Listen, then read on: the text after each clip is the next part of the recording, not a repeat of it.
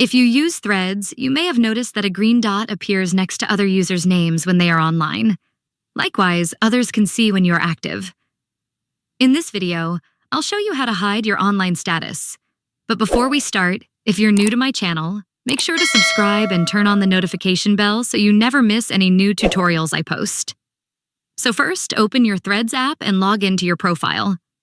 Once you've done that, the next step is to tap the profile icon in the bottom right corner of the screen, which will take you directly to your profile page. On your profile, you'll see two horizontal lines in the top right corner of the screen. Tap them, and this will open the settings page. Once you're in settings, find the privacy section and tap on it. In the privacy section, you'll see a lot of options. Find the option called Online Status and tap on it.